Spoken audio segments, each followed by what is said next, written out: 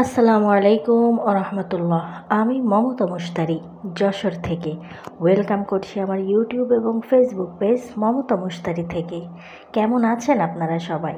কাছে দূরে দেশ দেশের বাহিরে যে যেখান থেকে আমার ভিডিও দেখছেন, আশা করছি আল্লাহর রহমতে সবাই ভালো আছেন। আমরাও ভালো আছি আলহামদুলিল্লাহ।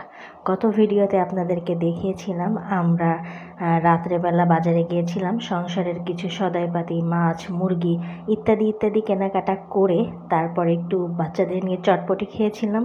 তারপর ফিরতে ফিরতে বেশ মাঝরাত। তারপর বাড়িতে ফিরে আর সেই মাছ টাছগুলো কোটাকুটি গোছানো হয়নি। পরদিন সকালে আমি সেই মাছগুলোকে ডিপ ফ্রিজ থেকে বের করে একটু বরফ ছাড়তে দিয়েছি। আর তারপর কিছু সদাইপাতি বের করেছিলাম যেগুলোকে গোছানো হয়নি, অগোছালো অবস্থায় পড়ে আছে। তো চলুন এই সমস্ত মিলিয়ে আমার আজকের আয়োজন, মাছ কোটাকুটি, তারপর সদাইপাতি গোছানো সমস্তটা। তো আজকের ভিডিওটা যদি ভালো লেগে থাকে তো প্লিজ ভিডিওটিকে একটি লাইক করে দিবেন এবং ভিডিওতে থাকা ভুল ত্রুটিগুলো কমেন্টের মাধ্যমে জানাবেন। আর আপনি যদি এ ধরনের ভিডিও নিয়মিত দেখতে চান তাহলে তো অবশ্যই চ্যানেলটিকে সাবস্ক্রাইব করে রাখতে হবে। সাবস্ক্রাইব করার পাশাপাশি বেল বাটনের অল অপশনটি প্রেস করে রাখতে একদমই ভুল করবেন না। এতে করে কি হবে, আমি ভিডিও ছাড়া মাত্র আপনার কাছে নোটিফিকেশন পৌঁছে যাবে আর আপনি সেটা সবার আগে দেখে নিতে পারবেন। আর যারা সাবস্ক্রাইব করেছেন এবং নিয়মিত ভিডিও দেখছেন আপনাদেরকে জানাই অসংখ্য অসংখ্য ধন্যবাদ। তো চলুন আজকের মূল ভিডিওতে ফিরে আসি। আমি সকাল সকাল উঠে রান্নাবাড়া সমস্তটা গুছিয়ে নিয়েছি, যেহেতু অনেকগুলো মাছ কুটতে বাছতে সময় লেগে যাবে আমার অনেক, সেটা বুঝেই। যাই হোক, মাছটা প্রথমে বটি দিয়ে কুটছিলাম, তো ভাবলাম নতুন যে কিচেন সিজারটা কিনেছি সেটা দিয়ে একটু ট্রাই করা যাক না, বটি দিয়ে এত হ্যাসেল নেওয়া যাচ্ছে না। ও বাবা, আমি এদিকে কিচেন সিজার দিয়ে কাটতে গিয়ে দেখি এ তো বটির থেকেও বেশি ভয়ানক। তো যাই হোক, অনেক চেষ্টা করেছিলাম একটু কাটার, তো এইসব আমার দ্বারা হবে না। আমি এত শৌখিন মানুষ না, যারা শৌখিন মানুষ তাদের জন্য এইসব। আমার কাছে মনে হয় কিছু কিছু জিনিস একটু আমাদের মাঝে মাঝে ট্রাই করা উচিত, আর সেগুলো থেকে এরকম একটু শিক্ষা নেওয়াও উচিত যে যেগুলো সব কিছুই আমাদের জন্য নয়, আর সব কিছুর জন্যও নয়। আমিষের চাহিদা পূরণের জন্য মাছ নামক খাবারটি আমাদের দিনে দিনে ক্রয় সীমার বাইরে চলে যাচ্ছে। দিনে দিনে এই মাছ মাংসর দাম এত পরিমাণ বৃদ্ধি পাচ্ছে যেগুলো আমাদের মতো মধ্যবিত্ত মানুষের একেবারেই নাগালের বাইরে। ইলিশ মাছ সে তো এখন আকাশচুম্বী, মধ্যবিত্ত মানুষের কাছে সে তো ডুমুরের ফুল হয়ে গেছে। আর এই ধরনের একটু বড় রুই বা কাতল মাছ, এগুলোও কেনাটা দিনে দিনে কষ্টসাধ্য হয়ে যাচ্ছে।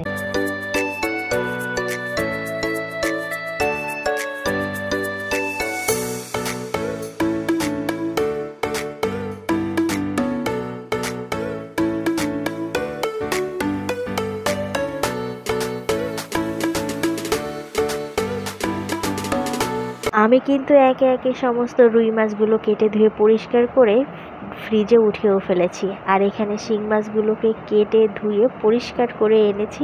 আর এখন এই যে শৌখিন মানুষের মতো দাঁড়িয়ে দাঁড়িয়ে এই সাইডের পাখনাগুলো কেটে নিচ্ছি।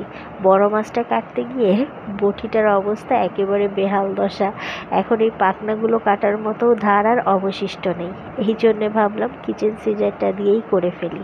আর এটা দিয়ে এইসব টুকিটাকি কাজগুলো বেশ দারুণ হয়।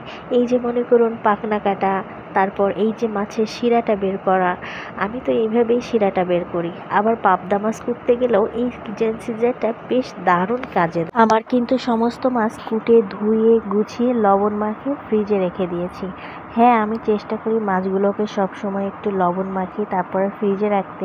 তাহলে কি হয় জানেন তো, আমি দেখেছি এমনি মাছ রাখার থেকে একটু লবণ মাখিয়ে যদি আপনি মাছটা ফ্রিজে রাখেন তাহলে এর স্বাদ আর টেক্সচারটা অনেকটাই ভিন্ন হয় নর্মাল মাছ রাখার থেকে। এখানে কাজু বাদাম কাঠবাদামটা যখন গুছিয়ে রাখছিলাম তখন মনে হচ্ছিল একটু খেয়ে দেখি, বাদামগুলোও মনে হচ্ছে বেশ ফ্রেশ, নতুন এসেছে মনে হয়।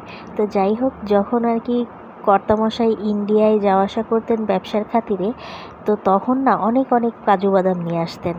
তখন এই বাদামের মর্ম বুঝতাম না, বা একটানা খেতে ভালোও লাগতো না। তখন কি হতো, উনি আনতেন অনেক বেশি বেশি করে, কেজি কেজি বাদাম। তো তখন এত বেশি আনতেন যে ভালো লাগতো না, তো আর একা কত খাবো। এই জন্য কী হতো, ঘরের ভিতরে যে থাকতে থাকতে দেখা যেত কি 1 কেজির একটা প্যাকেট বাদামে পোকা হয়ে গেছে, পচে গেছে, সেটাকে আস্ত ধরেই ফেলে দিতে হতো। এই তো যখন এনেছেন তখন খাইনি, আবার এখন যখন বাচ্চারা বা আমি খেতে পছন্দ করছি, এখন তো আর কর্তামশাই ইন্ডিয়ায় যান না, আর এই জিনিসের এত বেশি চড়া দাম, এটা আর এখানে কিনে খাওয়াও সেভাবে হয়। যেখানে গিয়েছিলাম সেখানে সাধারণত পাইকারি মার্কেট, ওখান থেকে সমস্ত কিছু পাইকারি কিনতে হয়, যার জন্যে ব্রাশ দরকার ছিল। তো ব্রাশ আর তারা খুচরা বিক্রি করবে না, ওখান থেকে নিলে খুচরা বিক্রি হয় কোনগুলো জানেন? যেগুলো মনে করুন একটু কম প্রাইস বা অন্যান্যগুলো, কিন্তু একটু যেগুলো ভালো ব্র্যান্ডিং মাল সেগুলো কিন্তু সাধারণত খুচরা বিক্রি হয় না। এই কারণে এই ব্রাশটাকে ওটা কিনে আনা হয়েছে। যাই হোক, 6 জন মানুষ, 1 বছর পার হয়ে যাবে 1 বয়ম ব্রাশ দিয়ে। কর্তামশাই জিজ্ঞাসা করছিল, 1 বয়ম ব্রাশ তুমি কি করবা? পুতুলি বাবার জন্য যে কর্তামশাইয়ের ভীষণ পছন্দের লেক্সাস বিস্কুট, তিনি আবার এই বিস্কুটটা ভীষণ পছন্দ করেন। আমার বাচ্চারা সাধারণত বড় 2টা বিস্কুট টিস্কুট পছন্দ করে না, ওই ওদের জন্য এমনি ড্রাই কেক টেক এনে রাখা হয়, আর সেগুলোই খাই। চলুন এগুলোও ঢুকিয়ে দিয়ে আসি।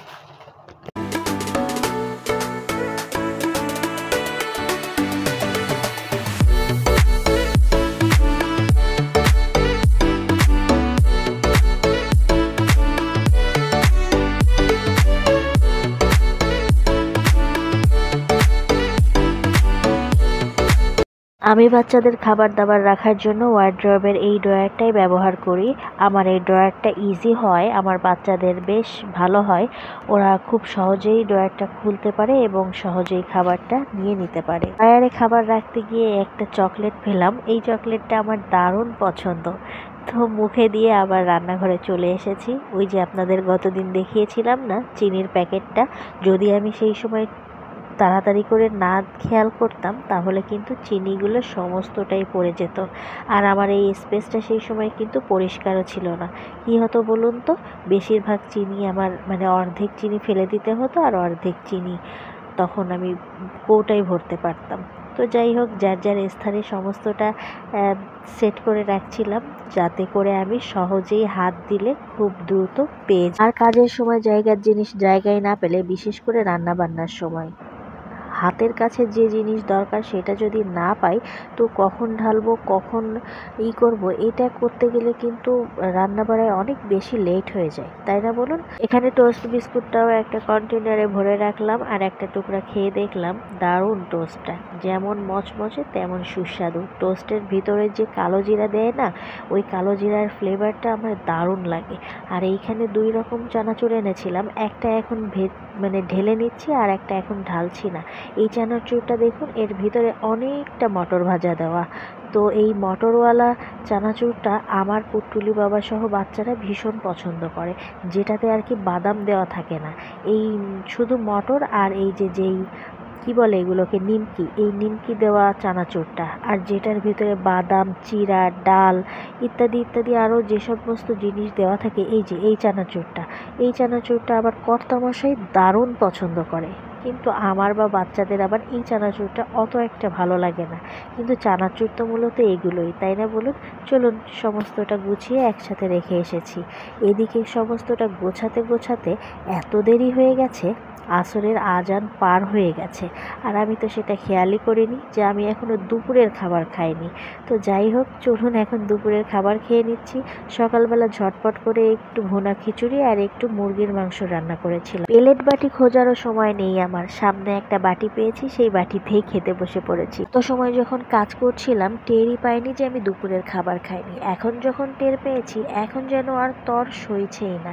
তো দ্রুত যেই বাটিতে সালাদ মাখানো ছিল সেই বাটিতেই কিছুটা খিচুড়ি নিয়েছি, সুন্দর মতো মাখিয়ে এখন মুরগির মাংস দিয়ে খেয়ে নিচ্ছি। এখন শুধু মনে হচ্ছে সাজিয়ে গুছিয়ে খাওয়ার মতো সময় নেই, শুধু গোগ্রাসে কখন গিলবো। তো যাই হোক, চলুন আজকের ভিডিও থেকে বিদায় নিয়ে নিচ্ছি, একটু নিরিবিলি শান্তিতে খাওয়া দাওয়া করে নিই। আজকের ভিডিওটি কেমন লাগলো অবশ্যই কমেন্ট করে জানাবেন, ভিডিওতে থাকা ভুল ত্রুটিগুলো ক্ষমা সুন্দর দৃষ্টিতে দেখবেন। আজ তবে বিদায় নিচ্ছি, প্রত্যেকের সুস্বাস্থ্য কামনা করছি, প্রত্যেকে সাবধানে থাকবেন, সতর্ক থাকবেন, আমাদের জন্য দোয়া করবেন। আল্লাহ হাফেজ। আসসালামু আলাইকুম।